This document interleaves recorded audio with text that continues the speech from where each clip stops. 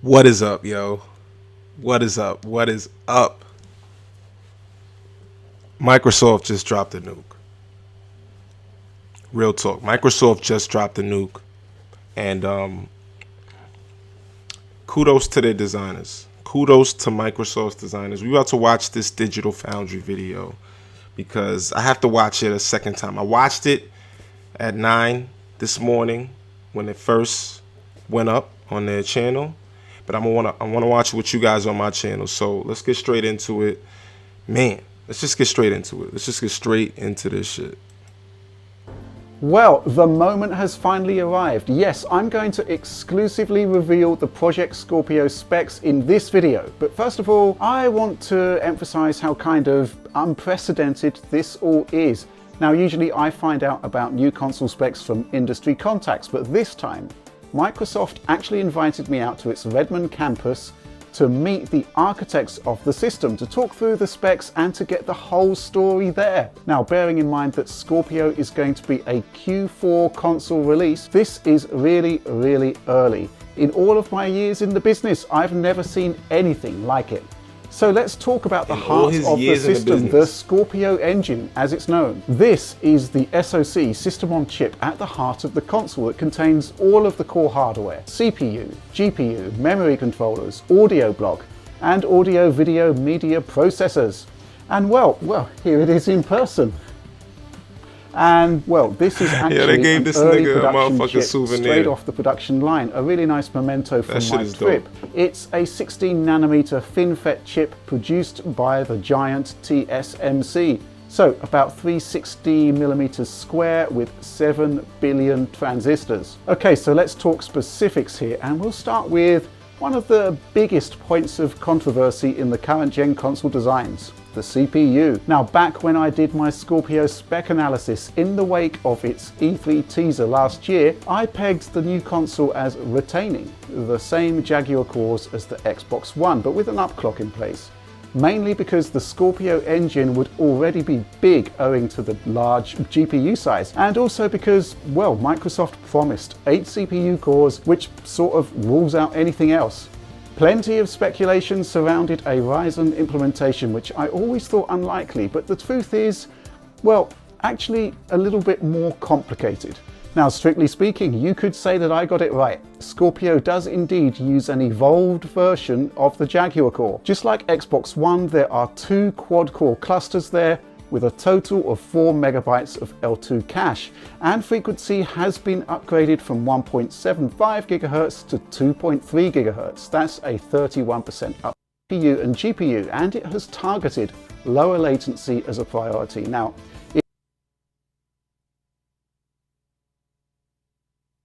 processor cores, CPU and GPU, and it has targeted lower latency as a priority. Now, I want to go back because I want to see that again. So let me just go back a little bit. Look at this shit.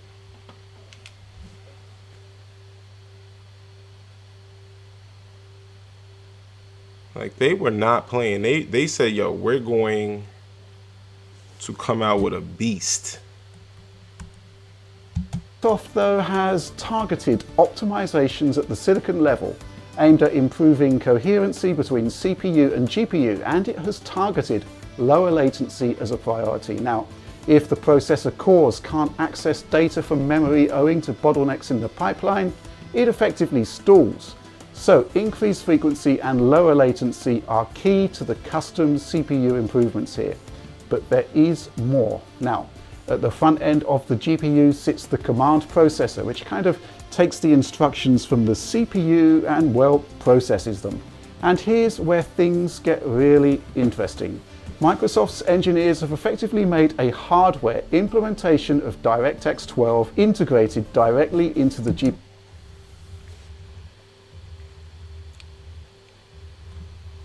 They got DirectX 12. They got DirectX 12 on there, man. You can't even, yo. Like I said, they dropped a nuke. They dropped a nuke today. They dropped a nuke. Listen, man, I'm not a hater. I gotta show love, yo. And I'm saying it because a lot of cats right now, they stuck on this console war shit, man. And this console war shit, it's just corny. I'm telling you, it's corny, it's whack, it's played out.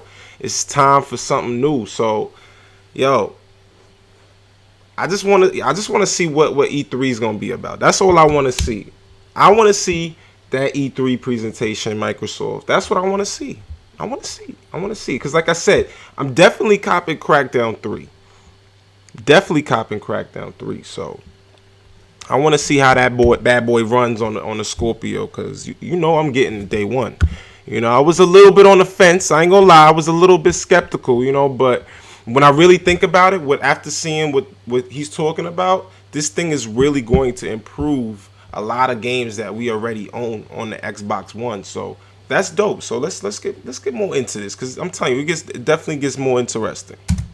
Processor. Draw call instructions on the CPU that would typically require thousands of instructions are now reduced to just 11. Yes, 11. State changes that are also heavy on CPU are now cut down to just 9. Microsoft tells me that this custom hardware alteration should drop CPU rendering workload by half on titles built on DX12 renderers. Games like Star Wars Battlefront, Battlefield 1, Gears of War 4 and the latest Forza titles, for example. Audio processing can be CPU intensive too, and this can also be offloaded to the dedicated silicon on the Scorpio engine. Well, the APB, as it's called, the audio processing block, is actually the same core hardware as that found in Xbox One. Now, here's some good news. Spatial audio in the form of Dolby Atmos and Dolby Atmos for headphones is going to be supported for Scorpio, effectively adding a height component to 7.1 surround. As the silicon is unchanged, all Xbox owners, whether you're using the original one, the One S, or indeed Scorpio, will benefit from this upgrade. Next up, let's talk GPU. Okay, so last year Microsoft promised us 6 teraflop graphics hardware, a huge upgrade over Xbox One's 1.3. So that's definitely a huge boost.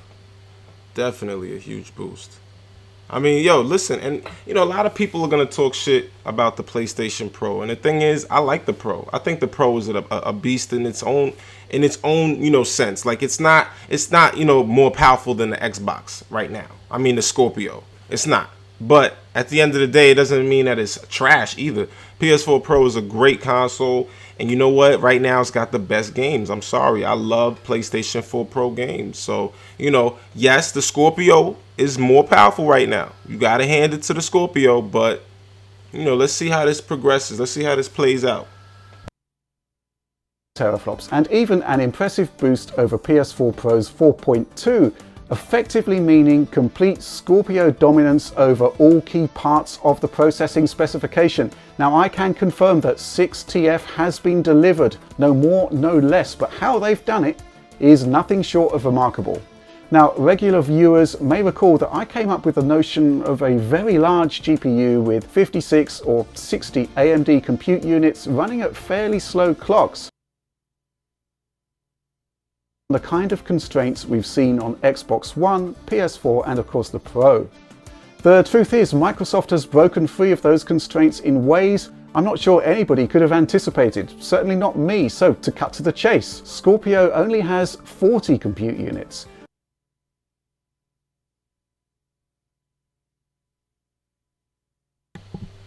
Now, when you look at it, it's got 4 more than the Pro. So there's, like I said, there's a small difference in power between the Pro and the Scorpio, and you know, that's what people are gonna focus on. Now, there's a huge difference in power between the Xbox One and the Scorpio. Like, god damn, that shit. I don't even want my Xbox One right now. I'm ready to throw my Xbox One in the motherfucking garbage. Just give me the motherfucking Scorpio. I don't even want my motherfucking Xbox One no more. I don't want it. I don't want it. I don't want that shit. Give me the motherfucking Scorpio. That's what I want right now. Because look, do you see this shit? Do you see this shit? God damn, they going in. I ain't gonna lie. They dropped that NUKE. clocked very, very highly, 1172 megahertz to be precise. That's up against 853 megahertz on the OG Xbox One and 911 on PS4 Pro. So compared to the new Sony console, that's an additional 11% of Radeon hardware, but a 27% boost to frequency. Combined, this gives Scorpio a 43% compute advantage. Next up, memory. Lots of controversy here when Microsoft promised bandwidth in the region of 320 gigabytes per second. Would they use GDDR5? Would they go for faster G5X? Would we see a continuation of ESRAM? Well, back in the original specs reveal, we thought Microsoft would opt for a 384-bit memory interface paired with 12 modules of GDDR5. I mean, you could actually see it on the motherboard render that Microsoft put out last year, and that's a render that turned out to be pretty close to final hardware. So, what's the score here?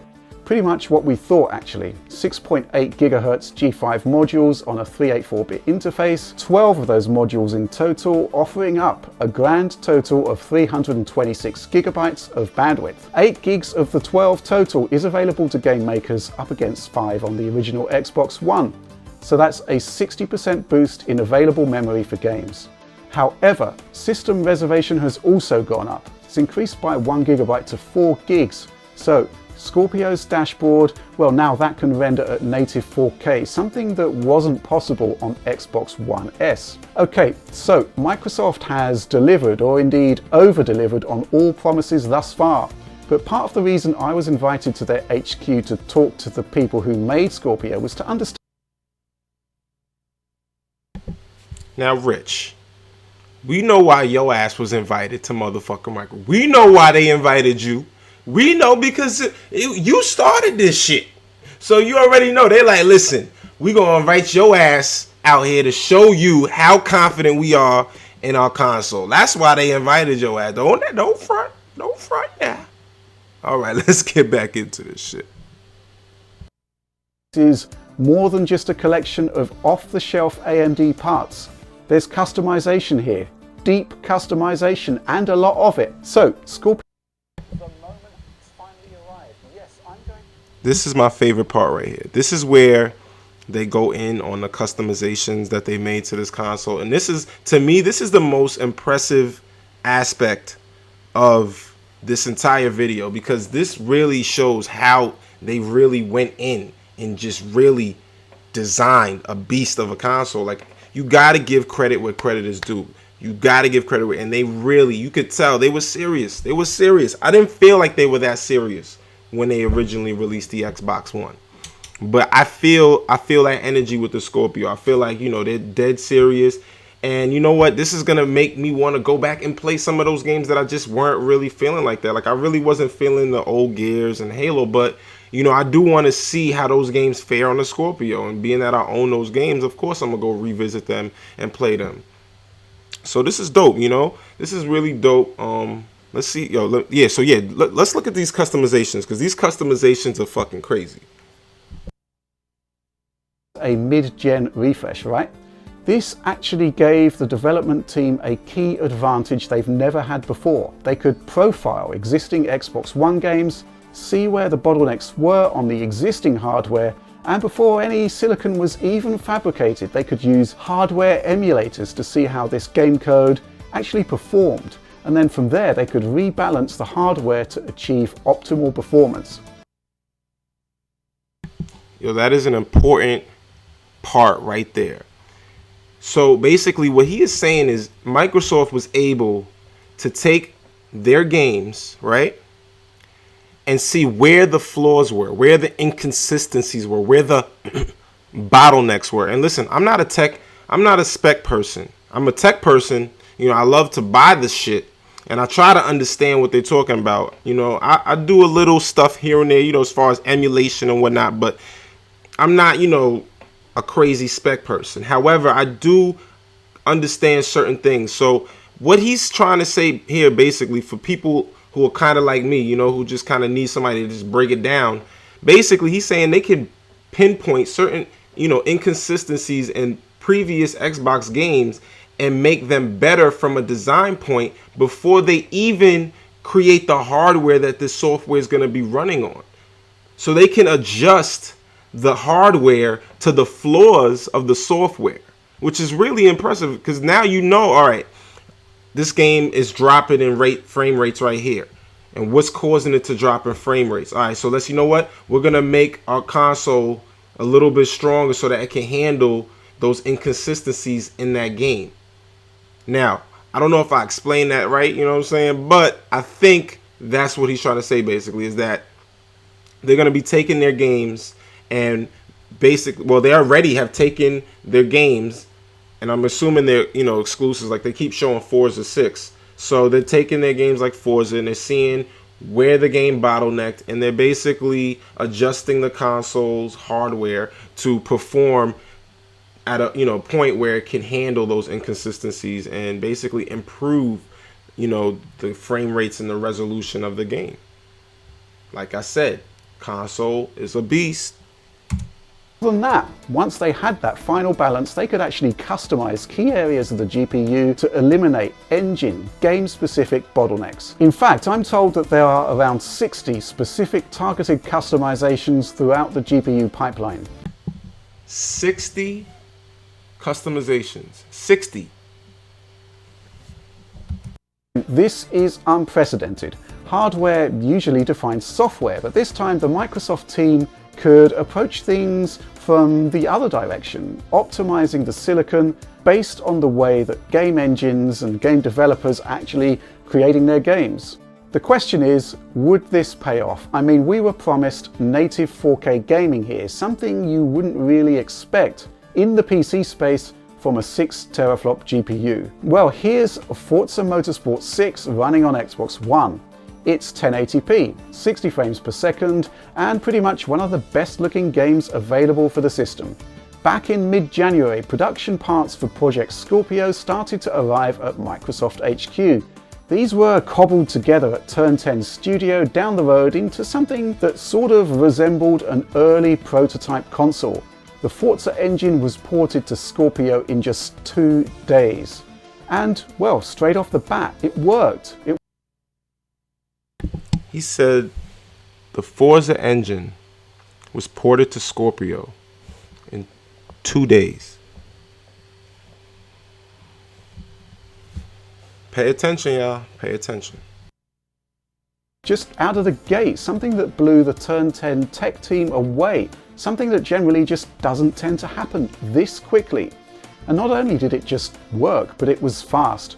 Brutally fast, without the benefit of any platform-specific optimization. And here's a screenshot of the demo in action. This is taken from the Nürburgring GP circuit with the maximum amount of cars possible, in order to stress test the engine. Good news is, it's hitting 4K at 60 frames per second effortlessly.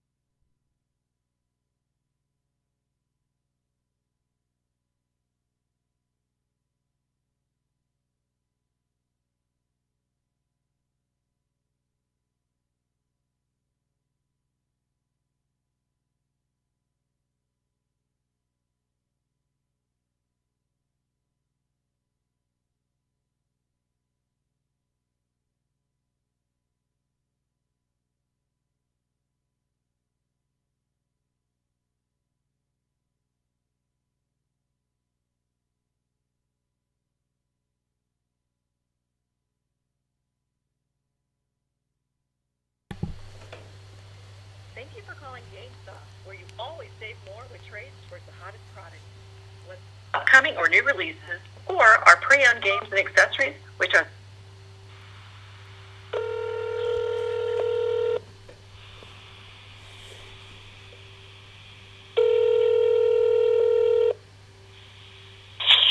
Thank you for calling GameStop. Brian speaking. How can I help you? Hi, when can you pre-order the Xbox Scorpio? Probably after they announce it. They've made no official announcement yet, other than, that one press conference. But until they actually release some spec, release a model, and more than likely an actual release date, That's more probably when it'll be. Which I assume they're probably going to do, I want to say, probably like late September, early November. Right before the holidays, because I know they announced that they wanted to drop it holiday 2017. Oh man, that's awesome. Yo, have you ever heard of Lead 3PO? 3PO? Yeah, Lead 3PO. No, that sounds super familiar, and I don't know why. Oh man, you should definitely check out Lead 3PO next time you're on YouTube. It's LEE 3PO. All right, man. Got it. All right, man. Take it easy. Yeah, have a good one, man. You too. Yo, that guy is gonna come to my channel and he's gonna be like, "What the fuck, yo?" But yo, for real, man, I am hyped for this fucking console. Like, yo, I'm about to fucking pre-order this shit right now. I want to fucking pre-order this shit right the fuck now, yo. Like, I need a price. I need something. They need to fucking do something right now to fucking get people to fucking be able to pre-order shit, because I want it right now, yo. I want this shit right fucking now, yo. Shit is fucking dope, son. Look at the GPU utilization at the top there, 66.19%. Now, I personally have seen this demo running on Scorpio hardware, and the utilization does vary. I saw it drop as low as 55% with fewer cars on screen, and it can go as high as, say, 70%. But the point is that this is a straight Xbox One port. The only Scorpio enhancement is the resolution and the inclusion of 4K art assets. This means that yes, we will see 1080p Xbox One games running at native 4K on Scorpio.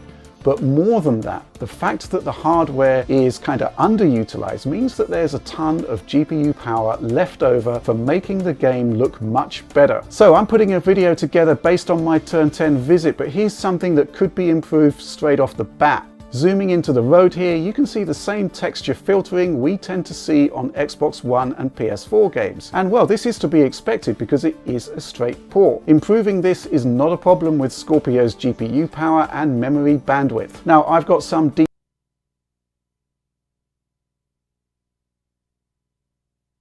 coming up on how Turn 10 dialed up the settings and how well Scorpio coped. So yeah, subscribe to the channel and look out for that.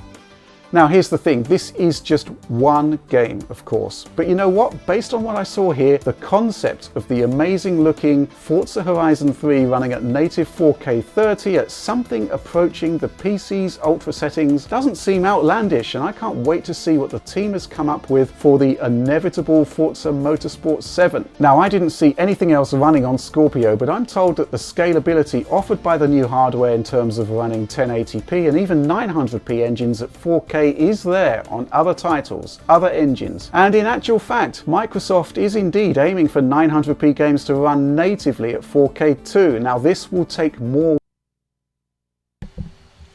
Yo, he said Microsoft is trying to get games that are currently running at 900p to run native 4K. But they reckon it's doable based on all the profiling they've done. But you know, there's actually more to the story here. I mean, looking back at those specs, the fact that Scorpio is running its GPU at 1172 MHz locked is pretty huge. The GPU design has features derived from AMD's Polaris technology, which, you know, in PC terms is basically the Radeon RX 480. Now this has 36 compute units versus Scorpio's 40. It's a smaller chip because it's a dedicated GPU, not a complete SoC, system on chip. Max boost 1266 MHz, just 94 MHz faster than Scorpio. So yeah, I couldn't quite believe that Microsoft has squeezed that much frequency out of a console part. I mean, how did they do that? Well, I actually met up with members of the hardware design team and got some answers. So it turns out that efficiency in the Scorpio design isn't just baked in at the silicon level, it's there throughout the entire box. So here's the thing, Microsoft implemented what it has dubbed the Hovis method, named after the guy who came up with the concept. What that means is this, every single Scorpio engine processor that comes off the production line has its own power characteristics, well, because every piece of silicon is ever so slightly different. Rather than apply the usual one-size-fits-all power delivery system, every Scorpio motherboard is balanced with its specific processor. It helps to keep heat down and ensures peak efficiency. Now, of course, this is a big processor and it still gets hot. So Microsoft spares no expense here in using a vapor chamber cooling assembly, very similar in design to the high-end coolers used on the GTX 1080 and 1080 Ti graphics cards. They're gonna make sure that bitch stays cool. There are no vents on top of the Scorpio console. Heat is pushed out ain't through the no back more of the red ring machine or via nothing. a large centrifugal fan. So here's the bottom line. Scorpio is very fast, not just in terms of overall performance, but specifically in its clock speeds. Microsoft has tried to keep heat generation down as much as possible via efficiencies in power delivery, and sorts out the heat that remains via a state-of-the-art cooling solution, one that I've never personally seen deployed on a mass-produced piece of consumer electronics hardware. This, my friends, is hardcore, but there's actually even more to this story, much more. I'll be making more videos about Scorpio and its cutting-edge feature set as soon as I can, but what's clear from my visit is that the Xbox team obviously hasn't taken losing the performance crown to Sony lightly. This is the full force of one of the world's biggest companies focusing intently on producing the most powerful games console ever made. So yeah,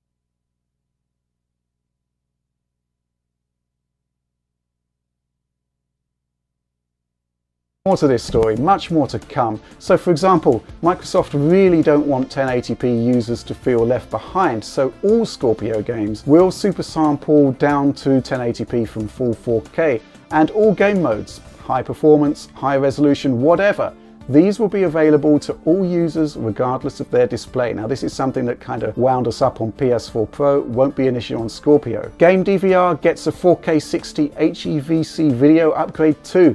And as for back compat, well, that's another huge story in its own right. But that's all I have for you right now. Look out for more Scorpio stuff coming soon. I'm excited and I think you will be too. But for now, as always, thanks for watching. So there you have it. Those are the specs of the Scorpio. That's what we're gonna be getting, possibly this holiday season. And wow, this is definitely an impressive console. I am impressed. I'm definitely, like I said, I'm ready to get the Scorpio. Let me trade in my Xbox One. I should have asked homeboy at GameStop how much I could trade in my Xbox One for. Nigga probably would have been like $5. This goddamn, wow, hold on.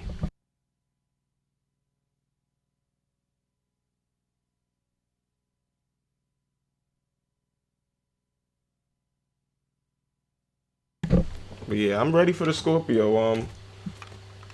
Let's see what they got on the games. And like I said, the multiplats, the fact that there's already an Xbox library that's gonna benefit from the power of this console is a good thing. So that's something I want to touch on. Also, let's talk about price for a little bit, just a little bit. Now, the Scorpio, I don't know when they're gonna release it. It could come out before the holiday season. It could come out during the holiday season. I don't know how they're gonna do this. However, here's the thing. During the Black Friday rush, PlayStation 4 Pro is definitely going to be around the $300 price point, which is a very competitive price point. Very competitive. I doubt they're going to drop the Scorpio at $300. I don't know what they're going to sell a Scorpio at, but I doubt they're going to be able to drop the price to that price point. On top of that, Sony has big games coming out like Spider-Man. They have God of War, Days Gone. Can't forget about that. those games are going to be running on the Pro.